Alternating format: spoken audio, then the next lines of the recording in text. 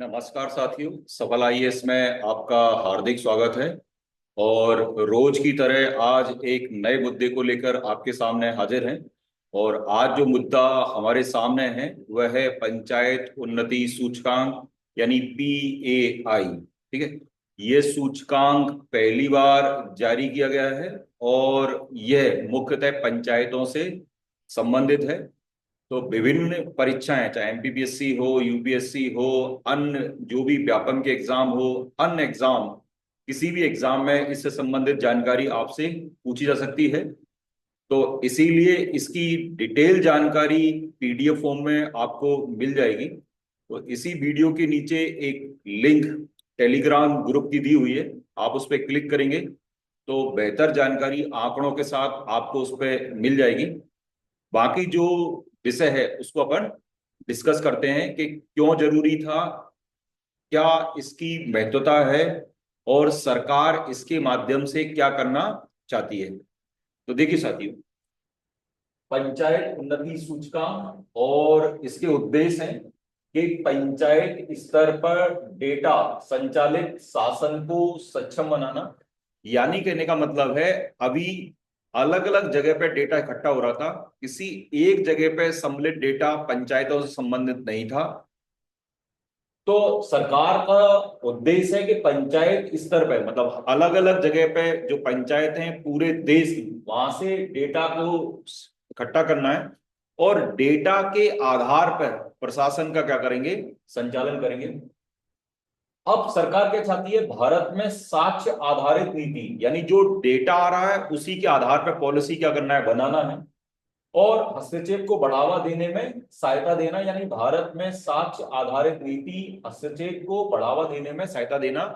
यानी कहने का मतलब है, जो एविडेंस नीचे से आ रहे हैं उसी के अनुसार पॉलिसी बनाना। क्योंकि आप समझ लीजिए, पंचायती राज हमारे लिए अत्यधिक महत्वपूर्ण का विषय है। क्योंकि भारत के अंदर आज भी 70% आबादी गांवों के अंदर क्या करती है, निवास करती है। और महात्मा गांधी ने कहा था कि किसी भी स्थिति में जो पावर है वो निचले लेवल के व्यक्ति के पास होना चाहिए। यानी उन्होंने विकेंद्रीकरण की अवधारणा को क्या हुआ, जन्म दिया।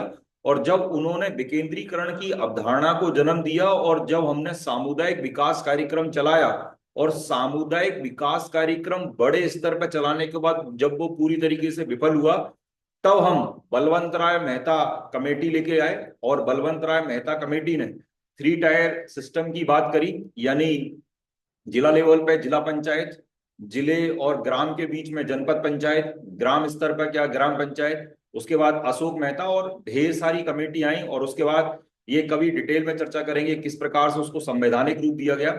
लेकिन पंचायत हमारे लिए एक रीढ़ की हड्डी के नुमा संरचना है, जो ग्रामीण लेवल पे डेवलपमेंट करने का क्या कर रही है, काम कर रही है। लेकिन अभी तक हमारे पास इस प्रकार का डाटा ही नहीं था कि किस जगह पर क्या कंडीशन है, और उस डाटा के माध्यम से कोई दूसरी पंचायत किस प्रकार से सींचेगी।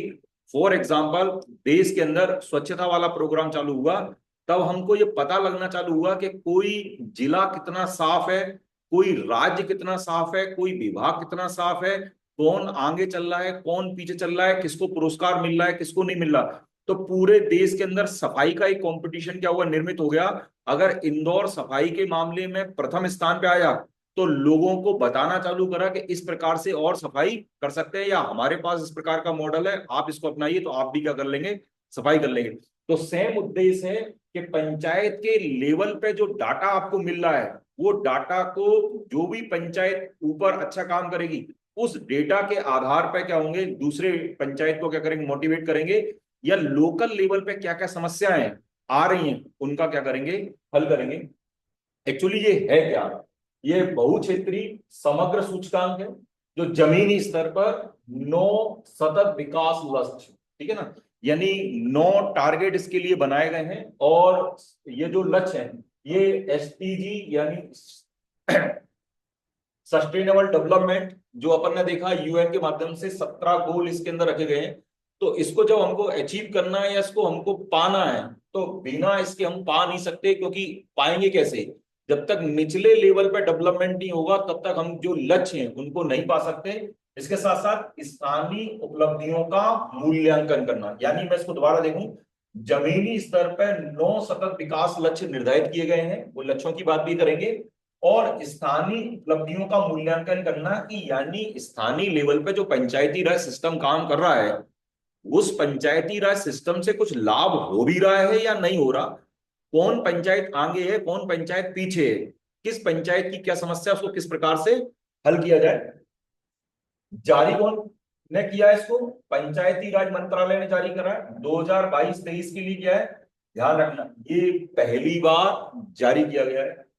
अब इसके लिए कुछ क्लास बनाए गए कि किस प्रकार की पंचायतें होंगी, कौन रैंकिंग में पहले रहेगा, कौन बाद में रहेगा। तो उसके लिए 90+ अचीवर, यानी जो 90+ अंक लेके आएगा, यानी 100 अंक का पैमाना, उसमें 90+ जो लेके आएगा वो अचीवर।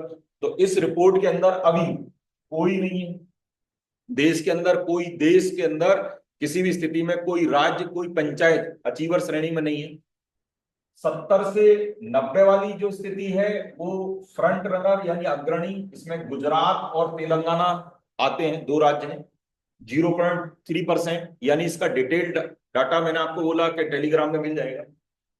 60 से 75 परफॉर्मर, इसमें गुजरात और महाराष्ट्र, तेलंगाना का नाम है, ठीक है, इसके साथ साथ एमपी और यूपी का नाम है। 40 से 60 का जिसके अंक होंगे वो आकांक्षी हैं, यानी बिहार और गुजरात क्या है इसमें शामिल है। और मैंने आपको बताया था कि ये पीएआई को जो बनाया जाएगा, जो इंडेक्स तैयार किया जाएगा, उसके लिए क्या पैमाने हैं। तो पैमाने हमारे पास 9 पैमाने हैं।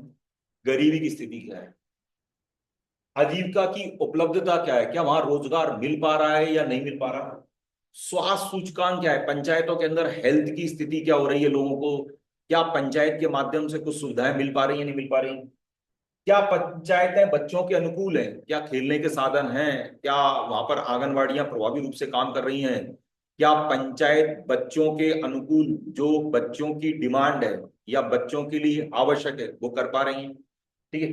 पानी की उपलब्धता क्या है, क्योंकि आपने देखा था कि पानी की उपलब्धता को देखते हुए एक बार भारत सरकार ने जेंडर आधारित जब बजट बनाया तो उसमें ये बात कही गई कि कितना पैसा जो देश के अंदर खर्च हो रहा है बजट के अंदर, उसमें महिलाओं को कितना लाभ मिल रहा है, इसलिए जेंडर आधारित बजट बना।